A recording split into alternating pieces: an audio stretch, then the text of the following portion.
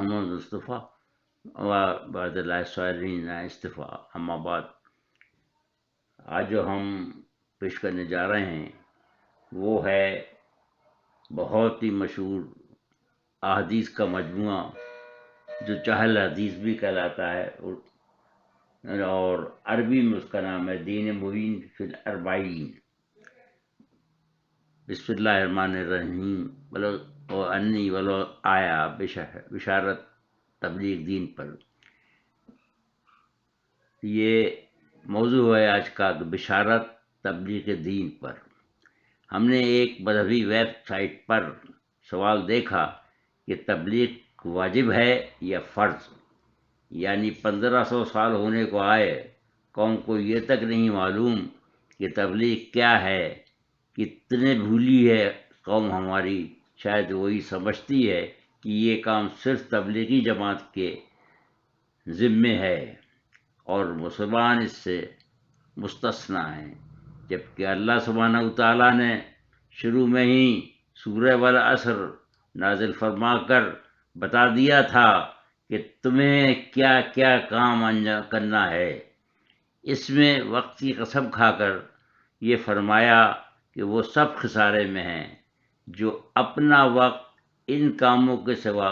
کسی اور کام میں صرف کریں. اور وہ کیا ہیں پوری تفصیل بھی عطا فرما دی تھی کہ جو ایمان لائیں، جو خود عمل صالح کریں اور پھر دوسروں کو تلقین کریں، حق کی باتوں کی اور صبر کی صفت پیدا کریں. اب بتائیے، اس سورہ کے نزول کے بعد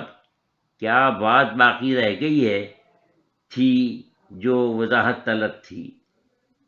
پھر رسول اللہ صلی اللہ علیہ وسلم نے جب تک ہمیں رہے تمام مسلمانوں سے یہ فرماتے رہے، یہ بار بار تاکید فرماتے رہے، یاد دلاتے رہے کہ یہ ان تک پہنچا دو جو یہاں نہیں ہیں. حتیٰ کہ حج الوداع کے موقع پر بھی ایک بار نہیں، انہوں نے 3 بار خطبات میں 3 مختلف مقامات پر فرمایا کہ جو یہاں موجود ہیں وہ ان کو پہنچا دیں، جو یہاں موجود نہیں ہیں وہ نسل در نسل پہنچاتے رہیں، اور گواہ اس پر اللہ سبحانہ وتعالیٰ کو کیا جو کہ یوم حشر میں واحد جج ہوں گے، جن کی اجازت کے بغیر کسی کو کچھ کہنے کی اجازت نہیں ہوگی. ایسی بہت سی احادیث ہیں جن میں سے ہم نے مندرجہ ذیل چند احادیث پیش کر کے بات کو آگے بڑھاتے ہیں کہ حضور اقدس صلی اللہ علیہ وسلم نے فرمایا کہ اللہ تعالیٰ اپنے اس بندے کو سرسبز و شاداب رکھے جو میری بات سنے، پھر اسے یاد کر لے اور محفوظ رکھے اور دوسروں کو پہنچائے. پھر اوپر دی ہوئی اس حدیث میں فرما دیا کہ چاہے ایک ہی حدیث کیوں نہ ہو. دوسری جگہ یہ بھی فرما دیا کہ جو میری بات سنے پھر اسے یاد کر لے اور محفوظ رکھے اور دوسروں تک اسے پہنچا دے. اور یہ بھی فرما دیا کہ بس بہت سے لوگ فقہ کے حامل ہوتے ہیں مگر خود فقیہ نہیں ہوتے، اور بہت سے علم دین کے حامل اس کو ایسے بندوں تک پہنچا دیتے ہیں جو ان سے زیادہ فقیہ ہوتے ہیں. یہ حدیث کا حوالہ ہے جامع ترمذی، سنن ابن داؤد، معرف الحدیث. میرے خیال میں ان حوالوں کے بعد یہ بات تو واضح ہو گئی کہ علم دین پہنچانا تمام مسلمانوں کی ذمہ داری ہے. یہ اور بات ہے کہ ہم نہ مانیں. جس طرح بقیہ اسلام پر عمل نہیں کر رہے ہیں اسی طرح اس پر بھی عمل نہ کریں. اب ہم ذیل کے میں ایک ایسا مجموعہ احادیث اردو ترجمہ پیش کرنے جا رہے ہیں جو کہ دین مبین فی الاربعین کے نام سے عربی میں اور چہل حدیث کے نام سے اردو و فارسی میں مشہور ہے، جس میں حضور نے 40 ایسی احادیث یکجا جمع فرما دی ہیں جن میں پورا دین اسلام سمو گیا ہے. اس خوشخبری کے ساتھ کہ جو انہیں یاد کر کے اور دوسروں تک پہنچائے گا اس کا حشر نبیوں اور علماء کرام کے ساتھ ہوگا. حضرت سلیمان رضی اللہ تعالیٰ عنہ فرماتے ہیں کہ میں نے حضور اقدس سے پوچھا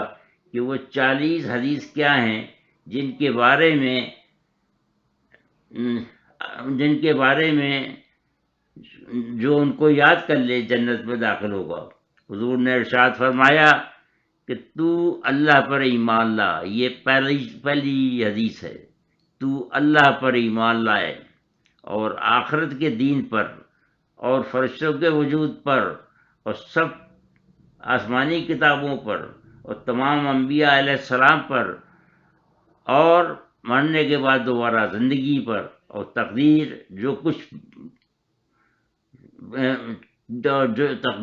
جو کچھ بھلا یا برا ہوتا ہے،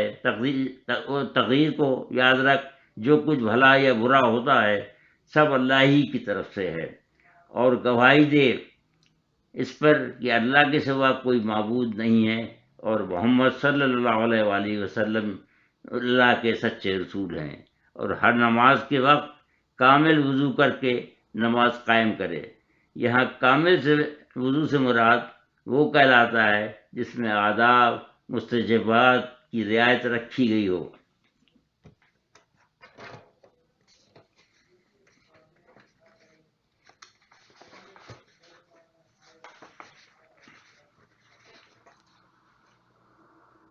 ہر نماز کے لیے نیا وضو مستحب ہے، اور نماز کے قائم کرنے سے مراد یہ ہے کہ اس کی تمام ظاہری اور باطنی آداب کا اہتمام کرے، زکوٰۃ ادا کرے، رمضان کے روزے رکھے، اگر مال ہو تو حج کرے، 12 رکعت سنت مؤکدہ روزانہ ادا کرے، صبح سے پہلے 2 رکعت، ظہر سے قبل 4 رکعت، ظہر کے بعد 2 رکعت، مغرب کے بعد 2 رکعت اور عشاء کے بعد 2 رکعت، اور وتر کسی رات میں نہ چھوڑے، اللہ کے ساتھ کسی چیز کو شریک نہ کرے، والدین کی نافرمانی نہ کرے، ظلم سے یتیم کا مال نہ کھائے، شراب نہ پیے، زنا نہ کر، جھوٹی قسم نہ کھا، جھوٹی گواہی نہ دے، خواہشات نفسانیہ پر عمل نہ کر، مسلمان بھائی کی غیبت نہ کر، عفیفہ مرد یا عورت کو تہمت مت لگا، اپنے مسلمان بھائی سے کینہ نہ رکھ، لہو اور لعب میں مشغول نہ ہو، تماشائیوں میں شریک نہ ہو، کسی پستہ قد کو عیب کی نیت سے ٹھنگنا مت کہو، کسی کے کام کا مذاق مت اڑا، مسلمانوں کے درمیان چغل خوری نہ کر، اللہ جل شانہ کی نعمتوں پر اس کا شکر ادا کر، بلا اور مصیبت پر صبر کر، اللہ کے عذاب سے بے خوف مت ہو، اعزاء سے قطع تعلق مت کر بلکہ ان کے ساتھ صلہ رحمی کر، اللہ کی کسی مخلوق کو لعنت مت کر، سبحان اللہ کا اور اللہ اکبر ولا الہ الا اللہ کا اکثر ورد رکھا کر، جمعہ اور عیدین میں حاضری مت چھوڑ، اور اس بات پر یقین رکھ کہ جو تکلیف اور راحت تجھے پہنچی ہے وہ مقدر میں تھی، جو ٹلنے والی نہ تھی، اور جو کچھ نہیں پہنچا وہ کسی طرح پہنچنے والا نہ تھا، اور کلام اللہ کی تلاوت کسی حالت میں بھی مت چھوڑ، اس کو پڑھیے، عمل فرمائیے، جو باعث نجات ہے، اور دوسروں کو پہنچائیے جو باعث انعامات ہے۔ اللہ ہم سب کو توفیق عطا فرمائے۔ حضرت سلیمان رضی اللہ تعالیٰ عنہ بھی کہتے ہیں کہ میں نے پوچھا کہ جو اس کو یاد کرے گا اس کو کیا اجر ملے گا؟ رسول اللہ صلی اللہ علیہ وسلم نے فرمایا، حق سبحانہ وتعالیٰ اس کا حشر انبیاء علیہ الصلاۃ اور علماء کرام کے ساتھ فرمائے گا۔ اللہ تعالیٰ ہم سب کو اس پر عمل کرنے کی توفیق عطا فرمائے، اور قیامت کے دن ہم سرخرو اللہ کے سامنے کھڑے ہوں، وما علینا الا البلاغ۔